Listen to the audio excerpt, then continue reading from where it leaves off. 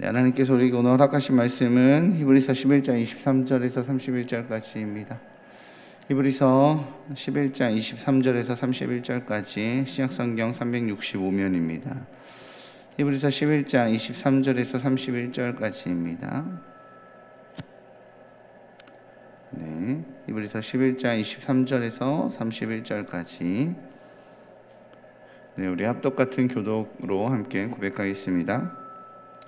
믿음으로 모세가 났을 때에 그 부모가 아름다운 아이임을 보고 석 달 동안 숨겨 왕의 명령을 무서워하지 아니하였으며, 믿음으로 모세는 장성하여 바로의 공주의 아들이라 칭함 받기를 거절하고 도리어 하나님의 백성과 함께 고난 받기를 잠시 죄악의 낙을 누리는 것보다 더 좋아하고 그리스도를 위하여 받는 수모를 애굽의 모든 보화보다 더 큰 재물로 여겼으니 이는 상 주심을 바라봄이라.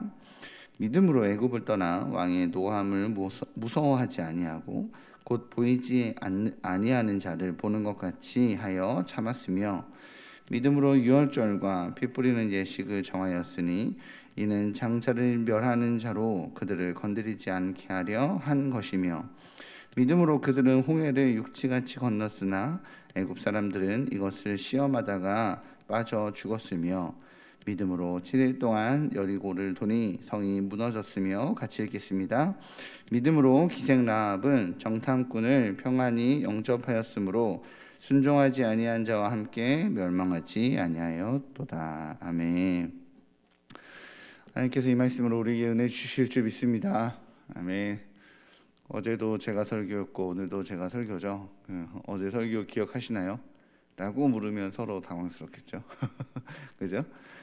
계속적으로 히브리서를 좀 보고 있는데요. 어제는 믿음의 근원이 어디서 나온다고 이야기를 했죠. 아버지, 나를 바라보는 아버지. 우리 그 불구덩이에서 뛰어든, 지붕에서 뛰어든 아이 예화 들면서 설명했었죠. 그래서 믿음의 근원이 하나님에서 나오고, 하나님이 보이면 하나님께서 보이신 더 나은 본향이 보일 때 믿음의 용기를 낼 수 있다라는 이야기를 했습니다. 그죠? 오늘도 역시 믿음에 대한 이야기를 좀 하려 합니다. 하나님 아버지께서 예비해 놓으신 더 좋은 본향집을 바라보는 삶을 사니까 아브라함은 자기 아들 이삭까지 하나님께서 살리실 수 있는 믿음의 조상이 되었다라는 이야기를 했고요. 오늘은 그 말씀에 이어서 믿음에 관련된 이야기로 믿음은 보호라는 것을 좀 이해하고 좀 말씀드리고 싶습니다. 따라해 볼까요? 믿음은 보호입니다. 감사합니다. 네. 우리 교회는 뭐 이런 거 잘 안 시켜서 그죠? 믿음의 용기, 어제 믿음의 용기, 믿음의 근원이신 하나님을 볼 때 이 믿음의 용기를 가질 수 있다라는 이야기를 했던 것처럼 믿음에는 용기라는 영역이 있어요. 왜 용기라는 용역이 필요하다라는 것을 어쩌면 믿음의 영역에는 뭐 도전, 모험, 무언가 이렇게 시도해야 된다라는 영역이 있다는 것을 의미하죠. 따라서 이제 믿음은요, 왠지 모르게 이렇게 위험을 감수해야 하고 좀 어려움을 각오해야 하는 것 같아 보입니다. 그죠? 그래서 사실 하나님께서 우리에게 믿음으로 나를 따라와라 라고 이렇게 믿음을 요구할 때는 왠지 우리에게 갖는 묘한 부담감이 있어요. 그러나 그 안에 하나님께서 믿음을 요구하셔서 그 믿음의 요구에는 모험과 두려움과 도전의 영역이 있지만 사실은 믿음의 영역을 요구할 때에는 하나님의 보호하심이 그 안에 있구나라는 신뢰가 있어야 따라갈 수 있다는 것입니다. 저는 그 청소년 시절부터 그 예수전도단이라고 하는 단체에서 활동을 좀 했었습니다. 청년 때 거기서 훈련을 좀 받은 적도 있고요. 그 선교단체를 참 좋아했는데, 그 선교단체에 갖고 있는 특징 중에 하나는 이 대학생을 중심으로 한 선교단체예요. 물론 청소년 파트도 있지만 이 선교단체의 특징은 그 SR 금지라는 게 있습니다. 이 SR이라는 게 뭐냐면 스페셜 릴레이션십이라고 해서 특별한 관계를 갖는 것을 금지해요. 즉 연애하지 마라 뭐 이런 거예요. 대학생 때 애들 연애 문제가 참 많이 있기 때문에 이 대학생 선교단체 중에서는 그 부분에 좀 예민한 단체들이 좀 있는데, 이 예수전도단은 SR을 아예 제도적으로 금지시켰습니다. 4학년 1학기 때까지는 SR을 금지하고 4학년 2학기 때 SR을 풀어줘요. 그러니까 4학년 1학기 때까지는 SR 하지 마라. 이게 특별한 관계라서 연애를 하게 되면 공동체를 깨트리게 되고 하나님 앞에 훈련받지 못하니까 이 연애 감정들은 좀 다 내려놓고 4학년 2학기 때까지는 하나님께 훈련받고 공동체에 잘 적응하자, 뭐 이런 의미에서 SR 금지라고 하는 제도가 있습니다.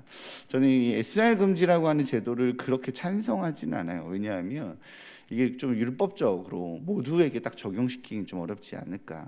사실 그 나이 때 아이들이 그것을 통해 배워가는 것도 있기 때문에 율법적으로 제재할 수 있는가라고 하는 영역에 좀 동의하지 않는 면들이 좀 있고요. 또 하나는 이것들을 SR 금지라고 말하는 어떤 제도적으로 만들어 놓으면 애들 연애가 음지로 빠져요. 이렇게 뒤로 몰래 통제가 되고 애들이 절제하고 이러는 것이 아니라 음지로 가는 영역이 있기 때문에 조금 반대하는 면들이 좀 있습니다. 그다지 선호하는 규칙은 아닙니다. 그런데 사실 젊은이 사역을 하다 보면 이 SR 금지가 이해가 되긴 해요. 왜냐하면 젊은이 사역의 가장 큰 걸림돌이 바로 이 연애 문제이기 때문에 그렇죠. 그 나이 때 아이들은 연애에 정말 목숨을 겁니다. 자기 남자친구, 자기 여자친구 거기에만 딱 포커스가 딱 걸려서 뭐 아무것도 보지 못하는 경우들이 있죠. 평소에 이제 목회자 권위에 잘 좀 인정하고 따르던 아이들도 이 연애 문제가 좀 걸리면 통제가 잘 안 됩니다. 그러니 이 젊은이 사역을 하는 목회자 입장에서는 이 연애 문제는 놓아서는 안 되는 영역의 문제이죠. 저 역시 그러다 보니까 어느 정도 아이들에게 이 연애 문제를 관여하게 되는 것을 어쩔 수 없는 사역의 영역으로 보게 됩니다. 그렇게 청년 사역을 하다 보면 이 연애 문제의 핵심 요소를 제가 좀 깨닫기로는 바로 보호라는 것을 깨닫게 돼요. 무슨 뜻이냐면 아이들에게 연애를 금지시킬 때, 야 니들 연애하지 말고 조금 참아봐라 라고 금지시킬 때, 니들 지금 어느 때인데 연애, 하나님의 나라와 비전과 공동체와 사명을 위해서 뛰어야지, 지금 네가 무슨 연애야 라는 식의 어떤 정죄나 어떤 하나님께서 주신 사명과 비전으로 희생해야 되고 절제해야 되고 이럴 때라는 그 포인트에 맞추면 대부분 실패하더라고요. 아니면 나중에 원망을 듣게 되거나, 목사님 때문에 걔가 나 싫다고 떠났어요, 뭐 이런 식으로 돼버리거나 이렇게 돼요. 그런데 이 포인트를 거기에 있지 아니하고, 물론 이제 책임감이 있는 아이들 같은 경우는 그래 내가 공동체를 위해서 절제해야지 라고 가끔 하는 애들이 있긴 하지만 결국에는 또 원망으로 가더라고요. 근데 연애를 금지시키거나 절제시키는 이유가 그 아이, 이 이야기를 듣는 아이 자체에 대한 목회자의 보호의 마음, 너가 지금 SR이라고 말하는 너의 연애 문제라는 고기의 포인트에 빠져서 공동체에서 고립되거나 하나님께 훈련받지 못해서 성장하지 못하거나 그렇게 너가 고립돼서 너가 그로 인해서 다칠까 내가 너무 너가 걱정된다 라고 말하는 그 아이에게 사명과 공동체를 위해서 네가 희생해, 그러니까 너는 연애하면 안 돼, 이게 포인트가 아니라 정말 내가 너를 위해서 하는 얘기야, 너가 지금 그것으로 인해서 너가 상처받고 너가 공동체에서 고립될까 봐 내가 너무 너가 걱정된단다 라고 말하는 그 보호의 마음이, 너를 위해서 내가 너에게 이 이야기를 하는 거야 라고 말하는 그 이야기가, 그 진심이 전달될 때 이 아이들의 이 연애 문제에 대한 신뢰를 얻을 수 있고 아이들을 인도할 수 있다는 겁니다. 즉 내가 너를 보호할 수 있도록 내가 너에게 말하는 이 권면을 나를 좀 믿어줘 라고 말할 때 이것이 가능하다는 거죠. 이처럼 오늘 본문에서 하나님을 믿고 절제하거나 하나님 믿고 도전하기에 내가 목사님 정말 나를 위해 하시는 말씀이군요, 정말 나를 보호하시려고 하시는 말씀이군요 라고 목사님을 믿고 그것들을 행할 수 있었던 것처럼 하나님을 믿고 도전하기에 하나님의 보호하심을 받는, 이것이 하나님의 보호구나 라고 하는 이 보호하심을 경험하는 사람들의 이야기가 오늘의 본문의 내용의 이야기가 아닌가 싶습니다. 우리 24절인데요 같이 한번 좀 읽어볼까요? 24절 시작. 믿음으로 모세는 장성하여 바로의 공주의 아들이라 칭함받기를 거절하고. 아멘.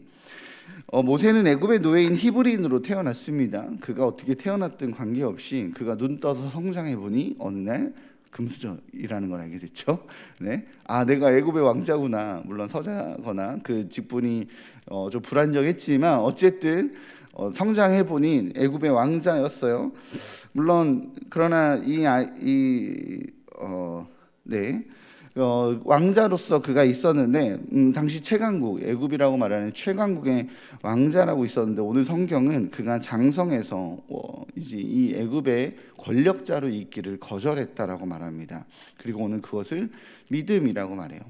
누가 봐도 이제 애굽의 왕자의 위치가 좋잖아요. 누가 봐도 히브리인의 노예의 위치로 내려가는 것이 내가 히브리인 민족의 나는 히브리 민족 사람이야. 히브리 저 노예 사람들이 사실 나의 민족이야라고 말하는 자부심을 갖고 내려가기보다는 애굽의 왕자의 위치로 있는 것이 그것을 유지하는 것이 어떻게든 유리해 보입니다. 그런데 그는 그것을 포기해요.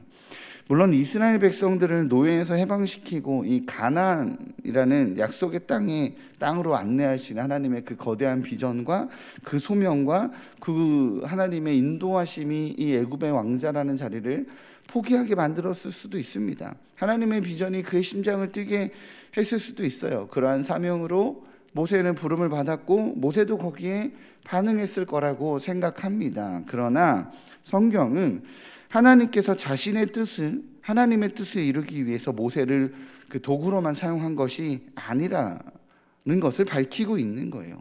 하나님의 거대한 꿈을 위해서 너가 이렇게 희생해야지 라고 말하는 그 포인트만 있는 것이 아니라는 겁니다. 하늘의 거대한 뜻을 위해 희생해야만 하는 개인으로 말하고 있지 않다라는 거예요. 모세는 보았습니다. 이 애굽이라는 거대한 제국의 왕자로서 수많은 보화와 재물을 누리고 사는 것이라 할지라도 그것이 죄악의 낙을 누리며 사는 것이고 그것이 결국에는 멸망의 길이라는 것을 보았다는 거예요. 그렇게 그는 고난을 감수하게 된다 할지라도 하나님의 백성으로 사는 것이 당장 눈에 보이기에는 애굽 왕자로 사는 것이 더 안전해 보이고 더 낙을 누리는 것 같지만 하나님의 백성으로 사는 것이 더 안전한 삶이라는 걸 알았다. 하나님 옆에 있는 것이 가장 안전하고 하나님 옆에 있는 것이 가장 풍성한 것이라는 것을 알았다. 그것을 알았기에 그가 하나님을 따를 수 있었다라고 말하고 있는 거죠. 오늘 말씀에서 모세가 본 것은 무엇일까요? 우리 28절입니다. 같이 읽어보겠습니다. 시작. 믿음으로 유월절과 피 뿌리는 예식을 정하였으니 이는 장자를 멸망하는 자로 그들을 건드리지 않게 하려 한 것이며. 아멘. 오늘 내용은요, 이스라엘의 10가지 재앙 중 마지막 재앙이죠. 바로는 그 마음이 강팍해져서 강이 피로 변하고 하늘에 불같은 우박이 떨어지고 역병이 돌아서 동식물과 사람이 모두 막 죽어가도 꼼짝하지 않았어요. 그 마음이 굉장히 강팍해서요. 그리하여 결국에는 하나님의 마지막 재앙인 장자의 죽음을 경험하게 됩니다. 그렇죠? 당대 초강대국이었었던 애굽의 왕이라 할지라도 이 하나님의 징계를 막을 수 없었어요. 그들은 하나님 앞에서 무력했고 하나님 앞에서 하나님의 징계 앞에서 무기력했습니다. 자식의 죽음을 막을 수 없었습니다. 자신들이 생명의 주권자로 알았어요. 내가 생명을 주관하는 자로 알아서 히브리 노예들의 첫째 아들 빼고는 다 죽여라. 내가 저들의 생명의 주관자다. 저들을 다 죽여라라고 자신들이 생명의 주관자인 줄 알았는데 진짜 생명의 주권자이신 하나님이 일하시기 시작하자, 그가 징계하기 시작하자 그들은 그 주권자 앞에서 아무것도 할 수 없었습니다. 히브리인들에게 자녀들의 생명을 빼앗는 그 고통을 주었던 그들은 자기 자녀의 생명을 빼앗기는 고통을 고스란히 돌려받았어요. 모세는 비록 미디안 광야에서 40년의 세월을 보냈지만 왕자가 누리는 이 부귀와 풍요를 젊은 시절에 누리지는 못했지만 볼까요? 모세가 왕자로 누리며 사는 것이 하나님의 자녀로 사는 것보다 더 안전한가요? 그러지 않았어요. 결론은 애굽의 왕자로 있는 것이 더 안전해 보였지만 결국에는 이 하나님의 징계 앞에서는 사실 히브리인의 노예로 하나님의 부르심 받은 자로 있는 것이 더 안전하게 하나님께서 보호하시게 됐다는 것을 경험하게 됐다라고 성경은 이야기하고 있는 거죠. 또한 모세는 무엇을 보았습니까? 우리 29절 한번 같이 읽어볼까요? 시작. 믿음으로 그들은 홍해를 육지같이 건넜으나 애굽 사람들은 이것을 시험하다가 빠져 죽었으며. 아멘. 가나안으로 출발하는 이스라엘의 앞을 막은 것은 홍해였습니다. 홍해는 이스라엘 백성들이 자기의 힘으로 건널 수 없는 바다예요. 자신들의 힘으로 넘을 수 없는 벽입니다.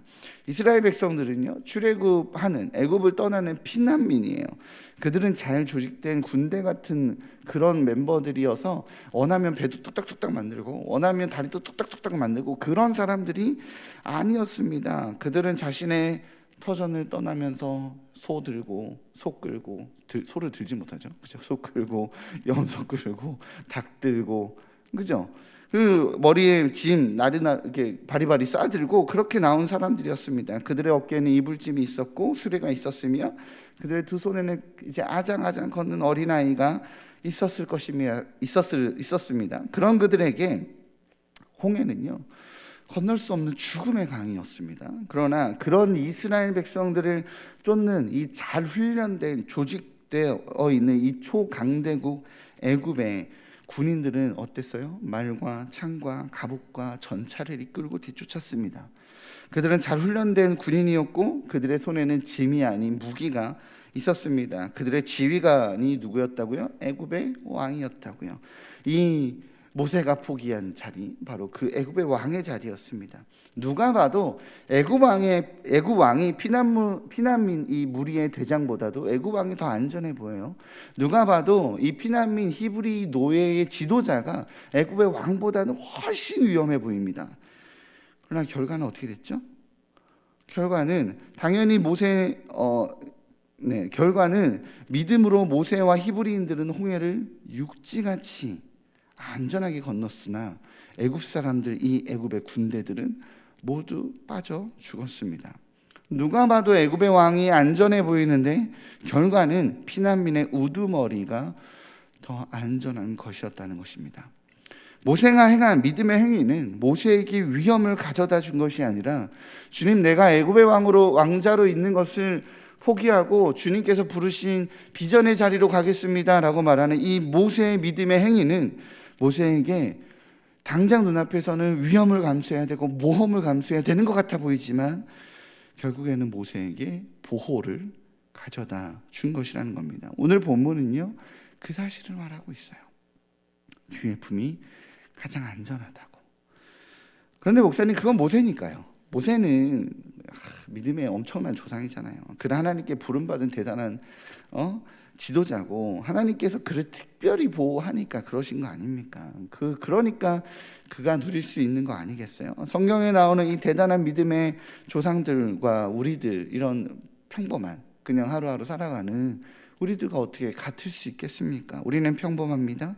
우리는 우리에게 주어진 일상에서 믿음의 도전들을 막 하기에는 뭐 좀 감히 그럴 수 없는 평범한 사람들입니다 라고 생각할 수 있습니다. 그렇게 생각해서였을까요? 이 히브리서의 독자들, 그냥 이 이방인으로 살아가고 있는 그리스도인들이 그냥 평범하게 살아가고 있는 이들이 그래서였을까요? 히브리서는 믿음의 조상들, 족장인 아브라함과 이삭과 야곱과 요셉과 모세를 나열하다가 갑자기 라합을 거론합니다. 마지막 절인데요, 31절입니다. 같이 읽겠습니다.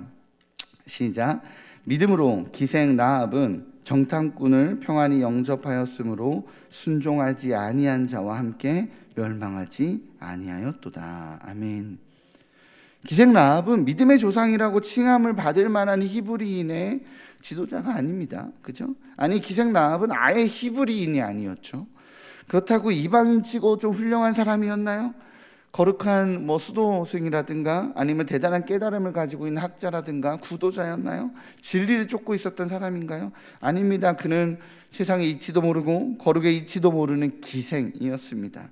하루하루 몸을 팔아 세상 속에서 살아남아야 하는, 어쩌면 평범보다도 더 좀 못한 그런 기생이었어요. 그러나 그는 자신의 삶의 그 얄팍한 안정감을 붙들고 있지 않았습니다. 기생으로 먹고 살던 자신의 삶에 붙들고 있지 않았어요. 그는 어디선가 들었었던 이 이스라엘의 이야기, 여호와 하나님에 대한 이야기, 그 이야기에 집중했고 그 이야기가 자신의 삶에 실제로 다가오자 여호와 하나님의 이야기를 자신의 이야기로 받아들였습니다. 그 이야기에 동참하기로 믿음으로 결정합니다. 나와 상관없는 대단한 사람들의 이야기가 아니라 나의 이야기가 될 수 있다라고 믿음에 도전을 합니다. 그리고 그 결과는 어떻게 됐죠? 그것이 더 안전하게 된다는 것을, 여호와 하나님 곁이 진정한 보호라는 것을 깨닫게 됩니다. 그는 그러한 선택을, 여호와 옆이 가장 안전하다는 것을 알기에 그런 선택을 한 것입니다. 우리 중 누군가는요, 모세처럼 세상 속에서도 인정할 만한 대단한 것을 안정감으로 붙잡고 살 수도 있습니다. 높이 높은 지위를 안정감으로 붙잡고 살 수 있습니다. 우리 교회 생활하다 보면 교인들 중에 잘 몰랐는데 되게 세상에서는 되게 높으신 분이셨구나 라는 분들을 가끔 있더라고요. 또 평소에는 또 옷도 그냥 허술하게 입고 다녔는데 엄청난 규모의 재산가일 수도 있어요. 네, 그런 분일 수도 있습니다. 혹 그러한 것들이 우리를 안전하게 지켜주고 있다라고 생각될 때 하나님께서 요구하시는 믿음의 도전은 그런 것들을 포기할 수 없는 위험을 감수해야 하는 것이라고 우리에게 말해주기도 합니다. 어떻게 그것들을 포기할 수 있나요? 내가 평생 읽어온 건데 라고 할 수도 있어요. 그렇게 때론 우리에게 이 믿음의 도전은요, 불안감을 더해줍니다. 그러나 성경은 세상이 줄 수 있는 그 어떤 것보다도 주님이 가장 안전하다라고 말합니다. 믿음으로 주님께 순종할 때 주님이 주시는 진짜 보호를 누릴 수 있다라고 말하고 있는 거예요.